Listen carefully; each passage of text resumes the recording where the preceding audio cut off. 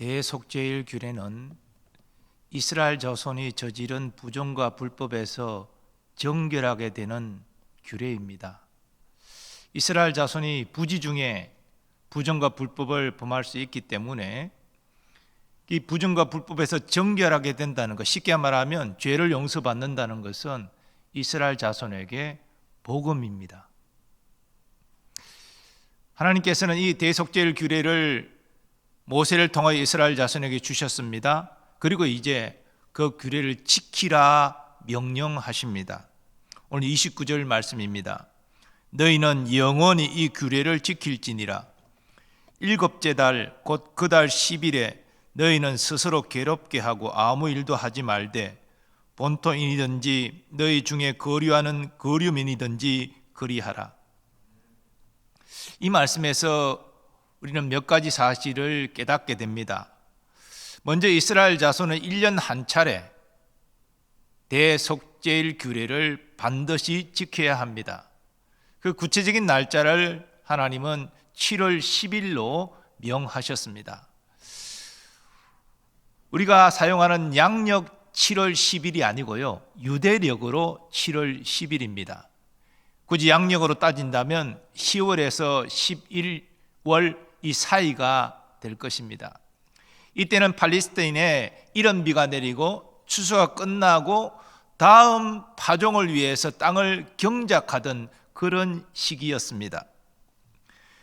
그리고 하나님은 대속죄일 규례를 영원히 지키라고 명하시는데 이것을 문자적으로 집착하여서 무한 계속 지켜야 된다는 것으로 이해한다면 예수님의 속죄를 무시하는 것이 될 것입니다.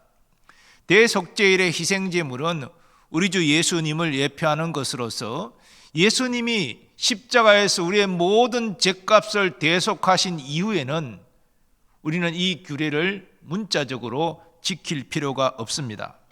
그러므로 영원히 대속죄일 규례를 지키라 명하시는 것은 이 대속죄일 규례의 실체이신 예수 그리스도께서 오셔서 온 세상의 죄를 대속하시기까지 이 대속죄일 규례를 지키라는 말씀으로 이해해야 합니다. 또 본문은 스스로 괴롭게 하라는 말씀이 나오는데 이 괴롭게 한다는 것, 특별히 스스로 괴롭게 한다는 것은 통상 금식을 의미합니다. 그러나 대속죄일 규례는 금식만을 요구하지 않고 금식과 더불어서 굵은 베옷을 입고 통회하며 기도하는 것을 포함하여 요구합니다. 이것은 대속죄일 규례에 참여하는 사람들이 하나님의 긍휼과 자비를 구하는 겸손한 자세를 가질 것을 명하고 계신 것입니다. 그리고 그날 이스라엘 자손은 아무 일도 해서는 안 됩니다.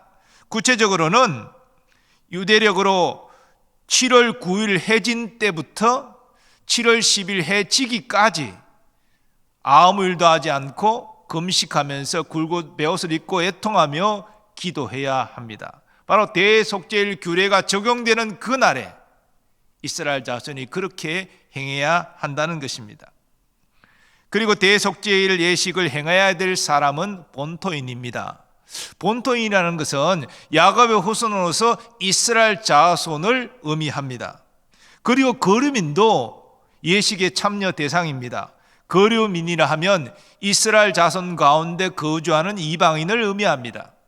출애굽 때 같이 이스라엘 자손과 출애굽했던, 그래서 이스라엘 자손과 함께 거류했던 이방인이나 아니면 잠시 지나가는 나그네에서 잠깐 거주하는 외국인이나 모든 이방인들도 이 대속죄일 규례에 참여해야 합니다. 즉 이스라엘 땅에 가는 모든 사람이 대속죄일 규례에 참여해야 된다는 것이죠.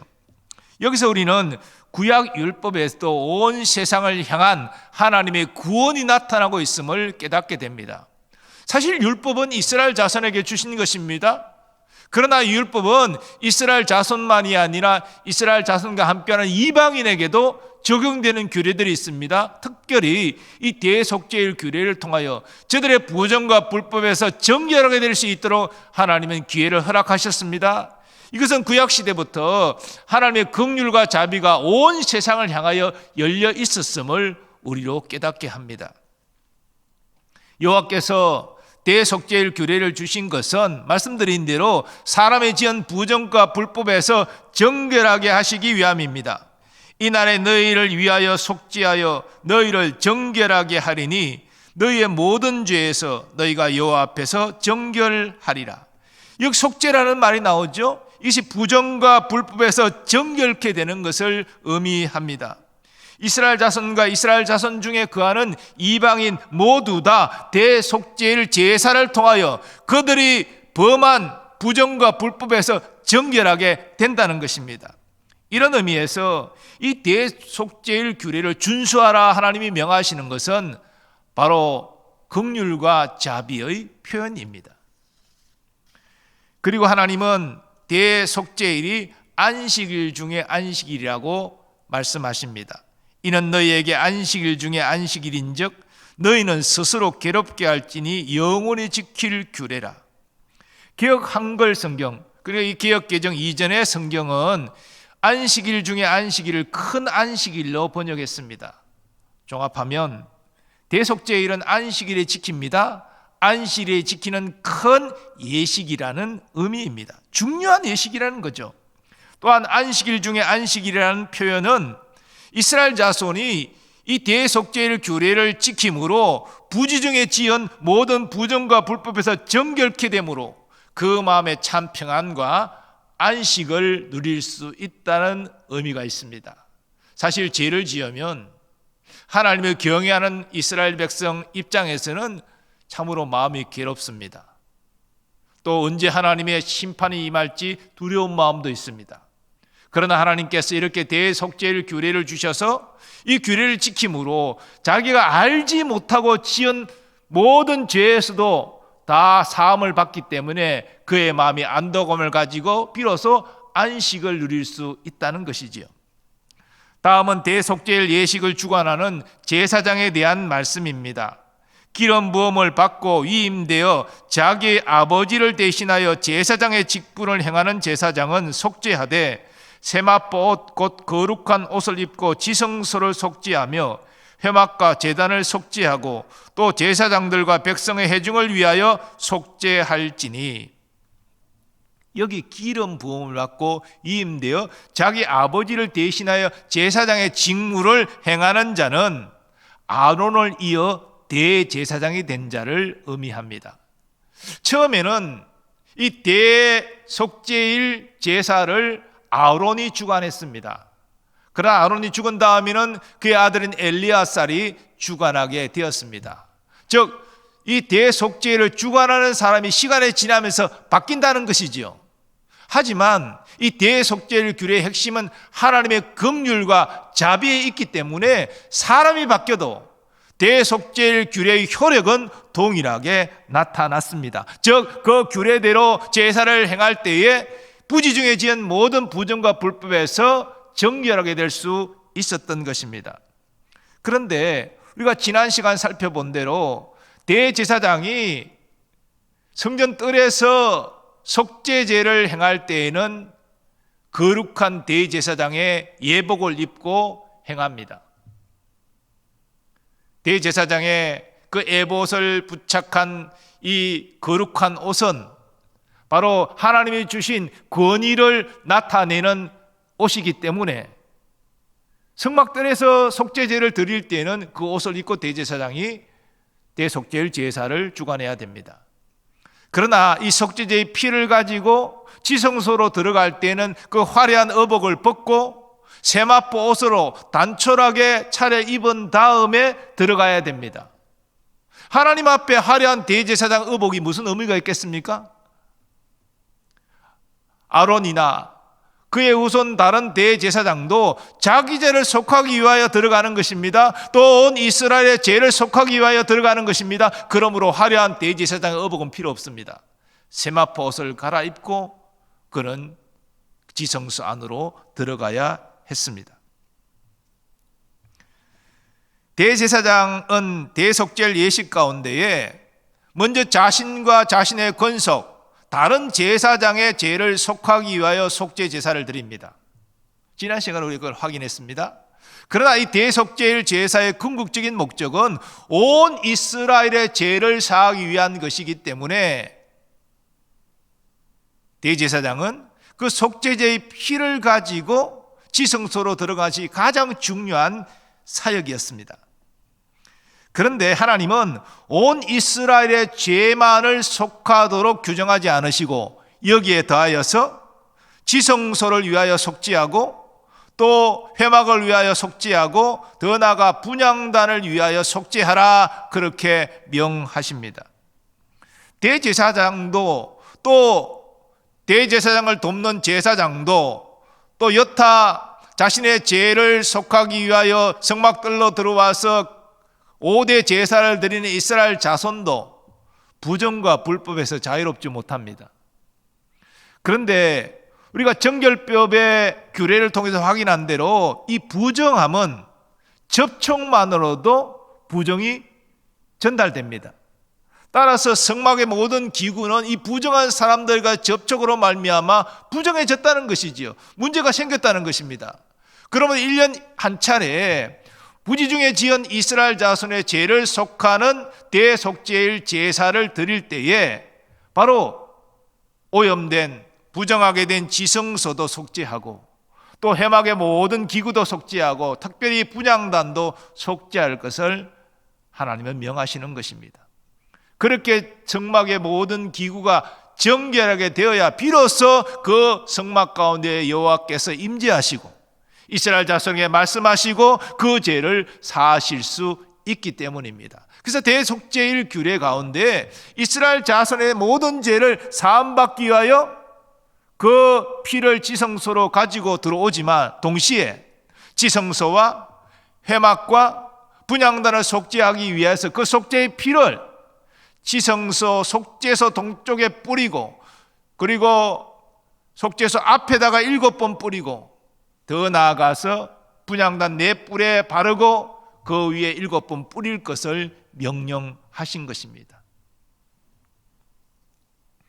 그리고 오늘 본문 34절에서는 다시 한번 여호와 하나님께서 이 대속죄일 규례를 지킬 것을 강조하십니다. 1년 한 차례 계속해서 부지중에 지은 모든 부정과 불법함에서 정결하게 되도록 이 규례를 지키라 명하십니다.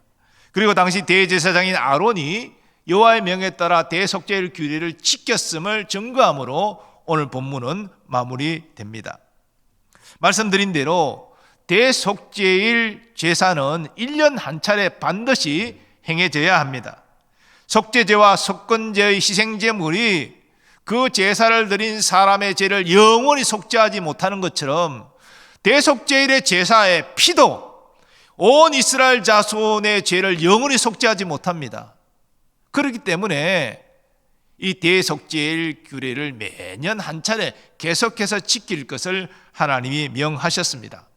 이것은 구약의 동물 제사의 한계요 또 약점입니다. 하나님께서 흠없는 동물을 통하여서 그 동물에게 죄를 전가시켜 그 동물을 죽이고 그 각을 떠서 번제에서 불태움으로 말미암아 범죄한 자의 죄를 용서하셨고 또 이 대속죄일 제사를 통하여서 하나님께서 부지중에 지은 모든 이스라엘 자손의 부정과 불법에서 정결하게 하셨지만 그것은 불완전한 제사였습니다. 그래서 이스라엘 자손은 자신의 죄로 말미암아 속죄제를 드리고 또 부지중에 지은 모든 부정과 불법에서 정결하게 되기 위하여 대속죄일 규례에 참여하고 그렇게 매년 반복하면서 완전한 속죄를 이루실 메시아를 갈망하며 기다렸을지도 모릅니다. 그리고 하나님은 하나님의 때에 그 메시아 독생자를 이 땅에 보내주셨습니다.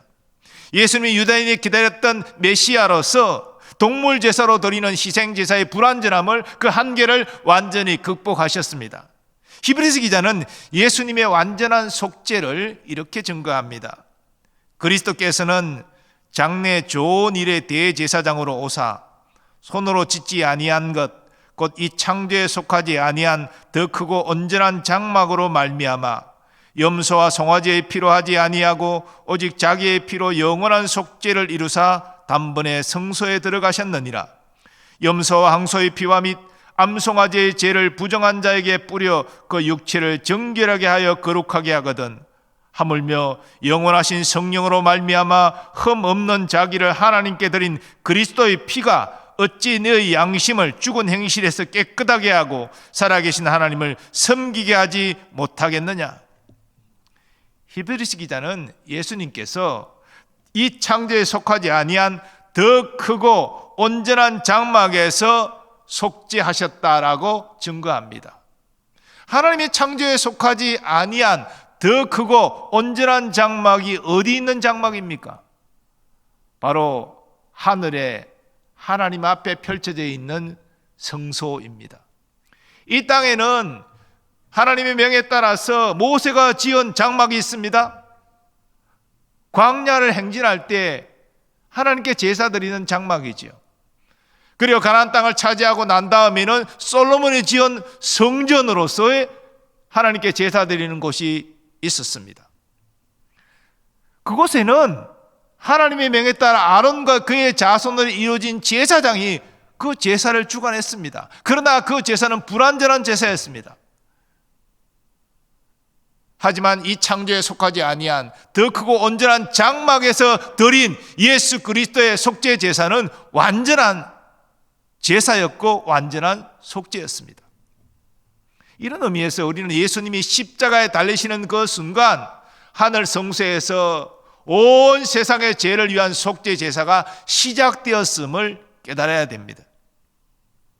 바로 예수님께서 우리의 모든 죄를 사하기 위하여 흠없는 자신을 제물로 드린 것입니다. 그리고 그 제사는 예수님이 대제사장으로서 몸소 주관하셨습니다. 그러므로 예수님이 드린 자신의 몸으로 드린 이 제사는 하나님의 진노와 공의를 만족시킵니다. 그러므로 모든 죄인의 죄가 속죄함을 받습니다. 그리고 양심을 정결하게 하고 이를 통하여 하나님을 섬길 수 있게 만듭니다. 물론 이러한 영적 유익을 누리는 사람은 제한됩니다. 아무나 누릴 수 있는 것이 아니라 예수 그리스도를 하나님이 보내신 구원자로 믿는 자입니다. 바로 하나님이 택한 성도가 이런 예수 그리스도의 보혈의 공로를 누릴 수 있는 것입니다. 그러므로 이 시간 여러분에게 묻습니다. 여러분 예수님이 하나님이 보내신 구원자이심을 진실로 믿으십니까? 이 땅에 오신 하나님의 아들 되심을 믿습니까? 그리고 예수님께서 율법 아래에 속하셔서 우리의 구원을 위하여 율법을 지켜 하나님의 의를 이루신 것을 진실로 믿으십니까? 또 예수님이 의로운 자로서 우리의 모든 죄를 대속하여 십자가에 죽으시고 장사진 지 사흘 만에 부활하셨음을 믿으십니까? 그래 이 모든 것이 우리를 향한 하나님의 사랑임을 진실로 확신하십니까? 그렇다면 여러분 예수 그리스도를 구주로 믿는 성도입니다. 여러분 하나님의 자녀입니다. 우리 주님께서는 예수 그리스도를 믿는 성도로서 우리가 적어도 그리스도 안에 있는 자로서 다음에 세 가지 사실을 확신해야 된다라고 말씀하십니다. 첫 번째로 주님은 그리스도 안에 있는 우리가 결코 정죄받지 않음을 확신하라 말씀하십니다. 그러므로 이제 그리스도 예수 안에 있는 자에게는 결코 정죄함이 없나니 이는 그리스도 예수 안에 있는 생명의 성령의 법이 죄와 사망의 법에서 너를 해방하였음이라. 대속죄일 규례 가운데 온 이스라엘의 자손의 죄를 속하게 하여 두 마리 염소가 희생이 되죠. 한 마리 염소는 성막들에서 죽임을 당해서 그 내장과 기름이 번져내서 불살라집니다. 그리고 그 염소의 피가 지성소로 가지고 들어와서 뿌려집니다. 한 마리 염소는 온 이스라엘 자손의 죄를 짊어지고 강야로 끌어내져서 무인지경에 풀어주고 전해지는 바에 따르면 비탈길에 던져져서 역시 죽임을 당합니다. 죄는 이스라엘 자손이 지었지만 그 죄의 저주와 형벌을 받는 것은 두 염소가 받아 죽임을 당합니다. 여러분, 예수님께서 십자가에서 세상 죄를 지고 담당하신 것이 바로 이 일이 아닙니까? 죄는 우리가 지었습니다. 온 세상이 지었습니다. 그런데 우리의 죄, 세상의 죄 예수님이 다 짊어지시고 아버지의 저주와 심판을 받으신 것이 바로 십자가의 예수님의 고난과 죽음 아닙니까? 그런데 여러분, 예수님이 십자가에서 보혈을 흘려 죽으실 때에 우리가 과거 지은 모든 죄와 또 현재 짓는 죄, 미래 지을 모든 죄까지도 다 담당하셨음을 여러분 믿으시기 바랍니다. 예수님은 아담 이후에 모든 인류가 지은 죄와 앞으로 지을 모든 죄값까지도 골고다 언덕 십자가에서 다 담당하셨습니다. 그 죄가 얼마나 크겠습니까? 얼마나 엄청나겠습니까? 온 인류가 모든 역사 가운데 지은 죄인데 그거를 자신의 몸으로 다 받아내셨습니다. 얼마나 고통스러웠겠습니까? 우리를 위하여 그러신 것이죠.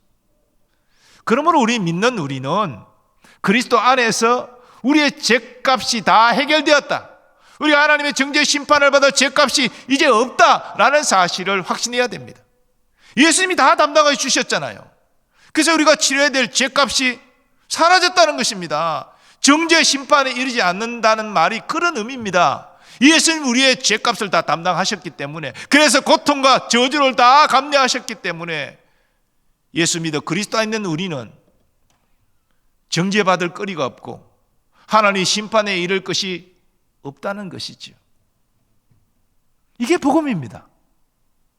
제가 이 말씀을 첫 번째로 드리는 것은 의외로 우리 그리스도인이 과거에 지은 죄로 말미암아 자책하고 고통하며 괴로운 사람들이 많이 있습니다.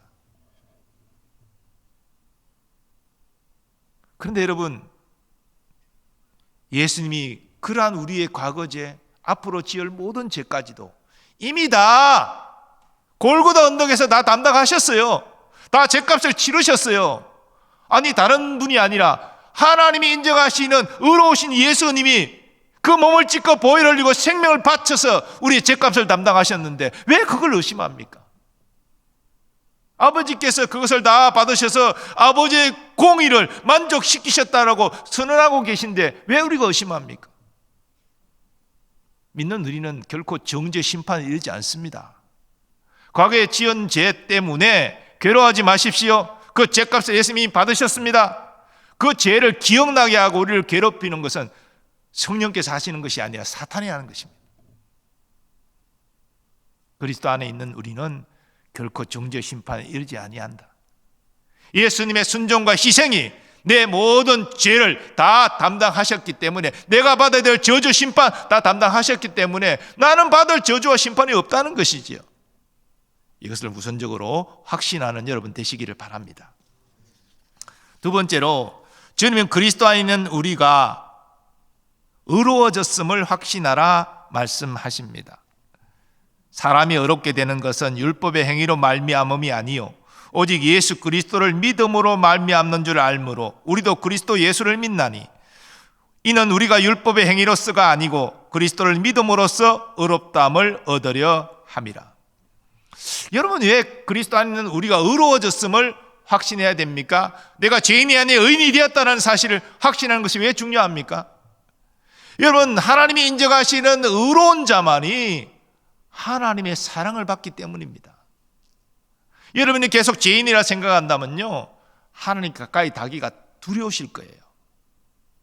하나님 나를 의로운 자로 인정해 주셨다, 나를 하나님이 인정하시는 의인이다, 이 확신이 있어야 하나님께 가까이 나갈 수가 있습니다. 하나님과 친밀감 가운데 들어갈 수가 있어요. 근데 계속 우리가 지은 죄가 생각나고, 그래서 내가 의로운 자라는 확신이 없기 때문에 하나님께 가까이 나가지를 못하는 거예요. 우리가 의로운 자라는 확신이 없으면 하나님의 사랑을 그만큼 누리지 못한다는 것입니다.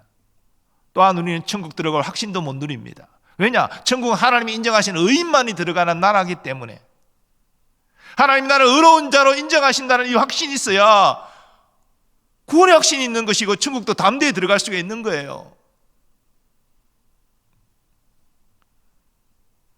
하나님이 사람에게 구원을 위하여 요구하시는 의로움이 있습니다.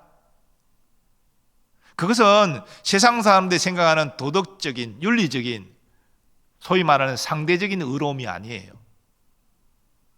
하나님이 구원을 위하여 요구하시는 의로움은 절대적인 의로움입니다. 사람은 율법을 지키고 도덕을 행하여서, 도덕적으로 행해서 하나님이 원하시는 절대적인 의로움을 이룰 수가 없습니다. 이것을 야고보 장로는 이렇게 말합니다. 누구든지 온 율법을 지키다가 그 하나를 범하면 모두 범한 자가 되나니. 여러분, 99가지를 지키면 대단한 것 아닙니까? 100가지 중에서. 근데 한 가지를 어기면 99가지 지킨 거 아무 소용없습니다. 너는 죄인이다. 이게 하나님의 선언입니다. 우리가 일생 모든 하나님의 계명을 100% 지켜야 하나님이 인정하신 절대적인 의로움에 이를 수가 있습니다. 허물과 죄 가운데 쌓여있는 우리는 불가능한 요구죠. 여러분, 그래서 예수님께서 율법 아래 거하셔서 율법을 지켜 하나님의 의를 우리 대신 이루어 주신 것입니다. 이 절대적인 의로움이 우리 구원을 위해서 필요한데 우리 힘으로는 그 절대적인 의로움을 이룰 수 없기 때문에 예수님이 우리 대신 절대적인 의로움을 율법을 지켜 이루어 주신 것입니다. 그리고 그 의로움을 우리에게 믿는 우리에게 선물로 주시는 것 아닙니까? 그래서 예수를 믿는 우리에게 예수님이 이루신 의가 전가되어 우리가 하나님 앞에 의로운 자가 될 수가 있는 것이죠. 좀 여러분이 쉽게 이해할 수 있도록 설명한다면 요한계시록에서 설명하는 대로 의의 옷을 입는 것입니다. 우리의 몸은 추하고 더럽지만 예수님이 주신 의의 깨끗한 세마포 옷을 입음으로 말미암아 우리 속에 더러움이 감춰지고 하나님 우리의 겉에 이 의의 옷만을 보시고 너는 그리스도의 의의 옷을 입었기 때문에 너는 의인으로 내가 인정한다 라고 말씀하시는 거예요. 그래서 예수를 구주로 믿는 우리는 그리스도 안에서 의로워졌음을 확신해야 한다는 것입니다. 이것은 우리의 행위로 의로워진 것이 아니라 믿음으로 그리스도의 의를 전가받아 의로워진 것입니다.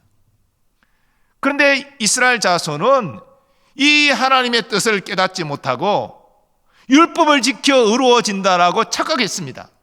사실 하나님이 이스라엘 자손에게 율법을 주신 것은요, 율법을 지켜 구원에 이르라 라고 주신 것이 아닙니다.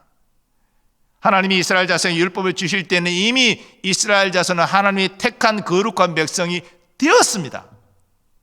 하나님의 은혜로 그들이 하나님의 백성이 된 이후에 율법이 주어진 거예요. 네가 나의 백성이 되었으니 네가 구원받았으니 이 율법을 지켜 행하라. 이게 율법을 주신 뜻입니다. 구원받은 백성이 어떻게 살아야 되느냐? 이 말씀을 따라 살아라 이거예요. 근데 시간이 지나갈수록 이 하나님의 뜻은 사라지고 율법만이 남아서 율법을 지켜서 의로워진다. 그래서 바리새인 같은 자들이 생긴 것이죠. 아닙니다. 우리가 선행을 하는 것 중요하죠. 그건 구원받았기 때문에 하는 거예요. 하나님의 자녀로 사는 거예요. 구원받기 위하여 우리가 예배에 열심을 내고 교회 봉사를 하고 전도를 하고 구제를 하고 아닙니다. 그런 식으로 의로워질 수 없습니다. 예수 그리스도를 구주로 믿어 그리스도의 의를 전가받아 나는 하나님께 의인으로 인정받는 것입니다. 여러분, 그렇기 때문에 여러분이 죄인이요 정죄감이 들고 부끄러움이 들고 이랬을 때 예수 그리스도를 바라보시기 바랍니다. 그리스도가 이루시는 완전한 의로움을 바라보시기 바랍니다. 하나님이 나를 바라보시는 의로움은 예수 그리스도를 믿기 때문에 그 의로움이 내게 전가되어져서 의로운 거예요. 예수님이 주신 의의 옷을 입었기 때문에 의인인 거예요. 이것을 여러분들 기억하시고 그리스도 안에서 의로워졌음을, 그래서 하나님과 교제할 수 있고 하나님의 사랑을 받을 수 있고 넉넉히 천국에 들어갈 수 있음을 확신하는 여러분 되시기를 바랍니다. 세 번째로, 주님은 그리스도 안에 있는 우리가 회개함으로 용서받음을 확신하라 말씀하십니다. 자, 우리가 예수 믿어서 이제 제사함 받고 그리스도 의를 전가받아 의로워졌습니다. 하나님의 자녀가 되었습니다. 그럼 우리가 완전합니까? 우리가 이 땅에 살아가는 동안은 완전하지 못합니다. 우리가 성령으로 거듭나지만 우리는 여전히 옛사람의 모습들이 있습니다. 그래서 이것을 사도 바울은 육신의 소욕이다, 좀 더 쉽게 말하면 정욕이다, 이렇게 말합니다. 우리 안에서 육신의 정욕이 남아있어요. 이게 나를 헛된 삶으로, 하나님과 반대되는 삶으로 끌고 가려고 우리 안에서 역사하고 있습니다. 뿐만 아니라 우리 바깥의 이 세상은 하나님 믿지 않는 세상이잖아요. 세상이 우리를 또 유혹합니다. 사탄 마귀의 엄연히 지금도 제한적이지만 하나님의 백성을 공격합니다. 이렇게 삼중적으로 우리는 어려움을 당합니다. 우리가 완전하지 않고 연약하기 때문에 때로는 나의 정욕으로 말미암아 실족하고 세상 유혹으로 넘어지고 마귀의 공격으로 넘어지고 범죄합니다. 그러면 어떻게 합니까? 범죄하면 영적으로 문제가 오잖아요. 하나님 관계가 멀어집니다. 하나님의 사랑이 느껴지지 못합니다. 예배를 드려도 기도를 해도 말씀을 읽어도 전혀 은혜가 없습니다. 왜 그렇습니까? 죄 때문이에요. 죄가 하나님과 나를 가로막았기 때문에. 그러면 어떻게 해야 됩니까? 하나님은 자녀의 특권을 주셨잖아요. 회개하라. 나의 죄를 자복하고 하나님께 용서를 구하면 하나님이 우리를 용서하시고 우리가 지은 죄를 기억치 아니하실 것이다 라고 약속하지 않습니까? 사도 요한은 요한 1세에서 그 사실 이렇게 증거합니다. 만일 우리가 우리 죄를 자백하면 그는 미쁘시고 의로우사 우리 죄를 사하시며 우리를 모든 불의에서 깨끗하게 하실 것이요. 다윗이 위대한 성자가 되었는데, 성군이 되었는데 다윗이 완전했기 때문입니까? 다윗의 삶을 돌아보면 우리보다도 더 우리가 감히 지을 수 없는 엄청난 죄를 지었지 않습니까? 세상에 부하 장수가 다윗 자신을 위해서, 나라를 위하여 목숨을 걸고 싸우고 있는데 그의 아내를 그 미무에 빠져서 왕궁으로 끌어들여 동침을 했다. 여러분, 이게 있을 수 있는 일입니까? 뿐만 아니라 그 여인이 임신을 하게 되니 그걸 감추려고 그 부하 장수를 전쟁터에서 불러내어 그 아내와 합방시키려 했는데 그거 실패하자 어떻게 합니까? 치열한 전쟁터로 보내서 아예 죽게 만들지 않습니까?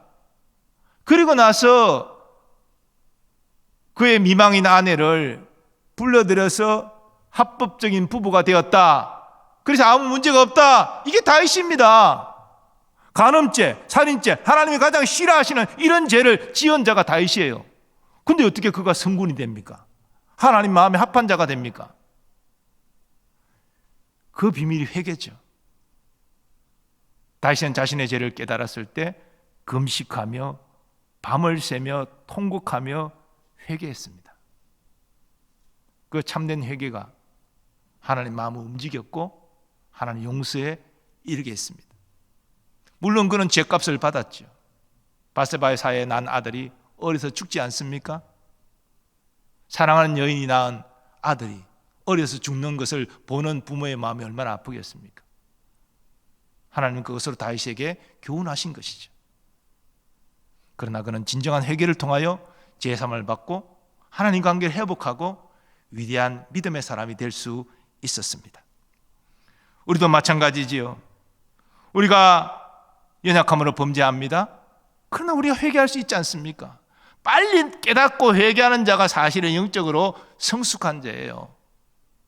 회개함으로 하나님 관계를 회복하고 다시 사랑을 느끼고 하나님과 교제하고 하나님께 쓰임받고 그것이 복된 인생이 아니겠습니까? 그리고 우리는 돌이켜 같은 죄를 반복하지 않도록 힘쓰므로 하나님의 거룩하심을 닮아가기 위하여 노력해야 됩니다. 연약함으로 범죄했을지라도 하나님 주신 특권, 회개를 통하여서 제사함을 받고 이전보다 더 풍성한 하나님과의 관계를 누리는 여러분 되시기를 축원합니다. 사랑하는 여러분, 대속죄일 희생제사는 이스라엘 자손의 죄를 영원히 속죄하지 못합니다. 그래서 이스라엘 자손은 대속죄의 일 규례에 참여하고 그래서 부정과 불법에서 다 정결하게 된 그 다음 날이라도 범죄하면 또 개인적으로 속죄 제사를 드려야 됩니다. 그리고 부정과 불법, 자기도 모르게 지은 이 부정과 불법에서 정결하게 되기 위하여 또 한 해가 바뀌면 또 대속죄일 제사를 드려야 됩니다. 말씀드린데 그것이 동물 제사의 한계이지요. 그러나 예수님께서 우리의 대제사장으로서 흠없는 자신의 몸을 속죄 제물로 드린 이후에 예수 그리스도를 구주로 믿는 우리는 이제 하나님의 정죄 심판에 이르지 않습니다. 예수님께서 우리의 모든 죄값을 이미 다 골고다 언덕 십자가에서 담당하셨습니다. 이 사실을 믿으시기 바랍니다. 뿐만 아니라 그리스도 안에서 우리는 적극적으로 의로워졌습니다. 하나님은 우리의 허물과 죄를 보시는 것이 아니라 그리스도의 옷으로 옷 입은 그 우리의 겉모습을 주목하시고 너는 이제 의인이다 그렇게 인정해 주셨습니다. 그래서 내 하나님과의 사랑의 관계에 들어갈 수 있고 넉넉히 천국으로 들어갈 수가 있는 것이지요. 이 사실 또한 우리는 확신해야 됩니다.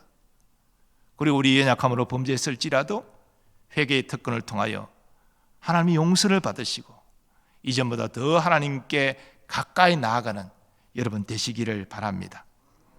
나의 온전한 구원을 위해서 자기를 비우시고 이 땅에 오셔서 흠없는 자신을 십자가에서 속죄 제물로 드리신 우리 주 예수 그리스도께 감사와 영광을 돌립니다. 그리고 그 독생자를 우리를 위하여 내어주신 하나님, 그 아들이 나의 하나님 나의 하나님 어찌하여 나를 버리시나이까 절규할 때도 외면하시고 우리 대신 아들을 저주하고 심판하신 사랑의 하나님께 또한 모든 감사와 영광을 올려드립니다. 아버지 하나님, 오늘 대속죄일 규례를 통해서 우리의 영원한 속죄자이신 예수 그리스도를 보게 하시고 그리스도 안에서 정죄와 심판에 이르지 아니하고 적극적으로 의로워졌으며 우리 연약함으로 범죄했을지라도 회개를 통하여 제3의 은총을 누릴 수 있음을 확신하게 하여 주옵소서. 우리를 구원하신 예수님의 전개하신 이름으로 기도하옵나이다. 아멘.